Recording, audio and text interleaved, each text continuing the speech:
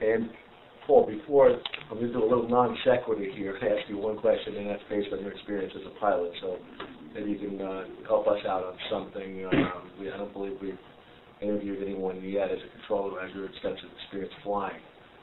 But we've heard about an ELT. And that's Emergency Locator Transmitter. Do you know from your experience, is that a device that could be manually set off by a pilot or not? Not in a 767. Okay, so not in American Airlines 11 or United Airlines 175 that crashed that night? Not to my knowledge. Okay. In smaller airplanes, it looks like a, you know what a handheld GPS looks like, or what's like a walkie-talkie radio, okay, like a small walkie-talkie radio, and on the side there's like a toggle switch.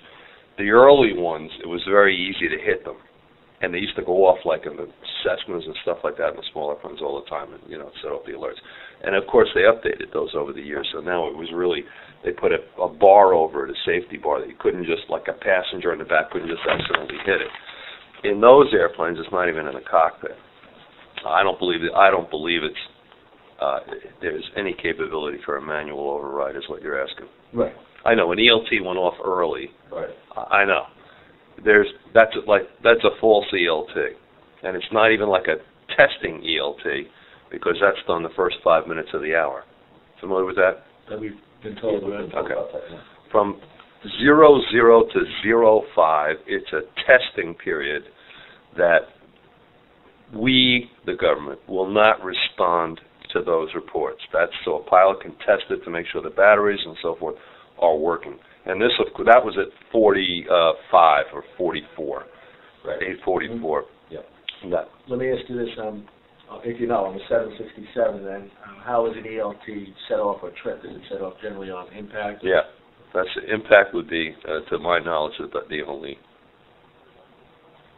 Nothing in here that correlates that ELT to either 175 or 11. That could have come from anywhere. It could have come from anywhere. We'll get that signal over a frequency 121.5, the emergency, like 243.0 for the military, and there's nothing that came up. Let me ask you. And nobody reported an ELT either. So a lot of times the pilots, when we get an ELT off the 0 to 05 time period, pilots will report that to us. And we'll subsequently get, the procedure for me would be to get a couple of other reports. Report it to the watch desk, okay?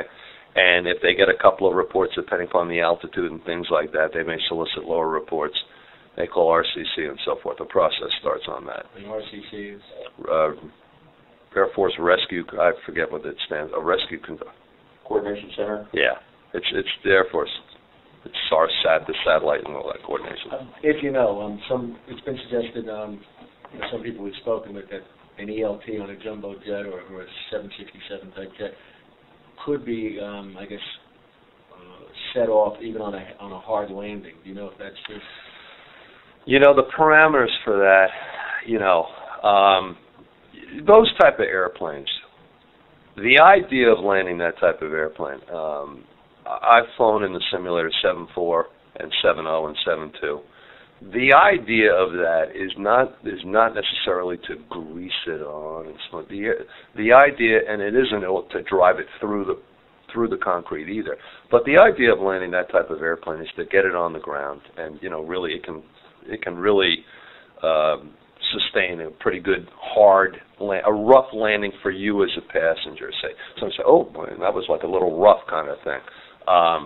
And I've seen really rough landings, and the ELTs don't go off. So the sensitivity is not like that. The sensitivity is set in such a way that it's going to be a crash. It's going to be an impact of some sort. I was involved with Egypt Air 989, and that was where the plane was flown into the ocean or crashed into the ocean without making determinations, and an ELT did not go off. Now we didn't. Let me correct that. The ELT was not received. Now, because it was underwater, whatever, but we did not have ELT reports over there. Had we gotten, that was approximately 2 a.m. that plane went down. We didn't have any verification that the plane was lost until about 7:15 local, because at that time of year, like now, it was Halloween. That's when daylight was, and they saw debris. Now I had airplanes. I was the midnight supervisor. The midnight supervisor becomes the OMIC. So I had control of everything New York Center owns at that point.